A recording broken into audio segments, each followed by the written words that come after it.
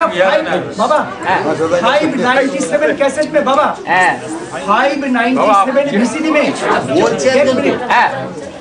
597 VCD में बोला जे महिमा एक का ही होना चाहिए। महिमा साकार की होती है और गायन साकार का होता है, ग्लानि साकार की होती है या निराकार की होती है। चाहे ग्लानि हो और चाहे महिमा हो, चाहे गुण हो और चाहे अवगुण हो, किसके होंगे? साकार। निराकार बिंदु की न महिमा है न गुण है, वो निर्गुण कहा जाता है। लेकिन 597 VCD में बाबा क्लियर बोल दिया क्या? ब्रह्मा विष्णु शंकर का भी कोई महिमा नहीं है।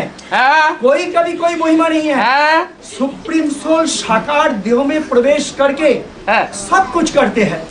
तो इसलिए महिमा वही एक का ही है। एक कैसे पता चलेगा? एक ऐसे पता चलेगा जो सुप्रीम सोल आया, जिस तन में प्रवेश किया, तो हम लोग का बुद्धि है, बुद्धि तो है ना। जो सुप्रीम सोल जैसा शिवलिंग में बोलता है जो लिंगाकार है, उस तो लिंगाकार है जिस तन में सुप्रीम सोल प्रवेश किया, और बिंदु है ऊपर से जो शिव बिंदु आया, तो बॉडी प्लस सुप्रीम सोल, ये है शिव बाबा।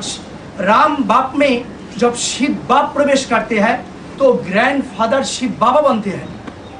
तो शिव बाबा जो ग्रैंडफादर बनते हैं उसका महिमा है। शिव बाबा बनते हैं। राम बाप में शिव बाप जब प्रवेश करते हैं, राम बाप होता है प्रजापिता, और प्रजापिता के भी पिता है परम पिता, जिन्होंने प्रवेश किया राम बाप की तन में। तो जो परम पिता है वो है ग्रैंडफादर। इसके लिए हम लोग बोलते हैं शिव बाबा। बाबा माने ग्रैंडफादर। शिव बाबा जब बोलेंगे तो इसका मतलब है कि साकार है। साकार है।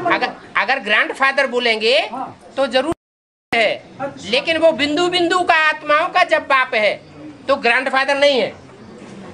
बिंदु बिंदु आत्मा जब साकार में प्रवेश किया तब तो ग्रैंडफादर हुआ। और प्रजापिता को बोलता है ग्रेट ग्रेट ग्रैंडफादर। प्रजापिता को बोलता है ग्रेट ग्रेट ग्रैंडफादर। जो मुरली में सुना, आपका VCD में सुना, प्रजापिता ग्रेट ग्रेट ग्रैंडफादर, और शिव सुप्रीम सोल शिव साकार में ग्रैंडफादर। तो उनका ही महिमा है। इसके लिए शिव ग्रैंडफादर सिर्फ ग्रैंडफादर बोला। ग्रैंडफादर क्यों?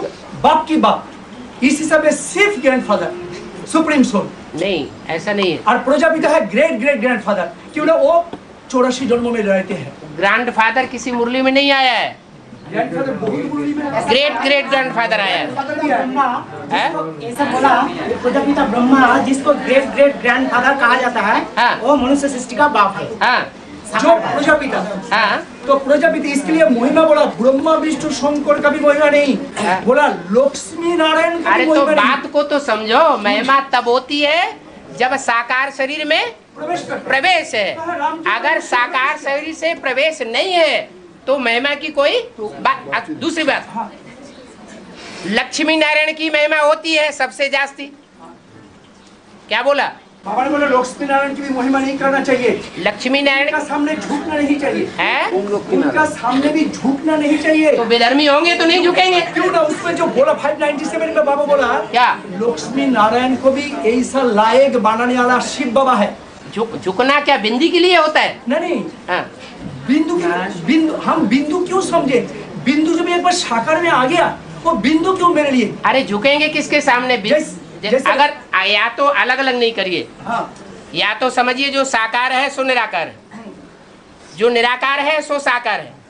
तो जब एक ही है दोनों, तो अलग अलग करने की बात ही नहीं रह गई। फिर ये प्रश्न ही नहीं उठता कि शिव बाबा नीचे है या शिव बाबा ऊपर है, बात ही खत्म हो जाती।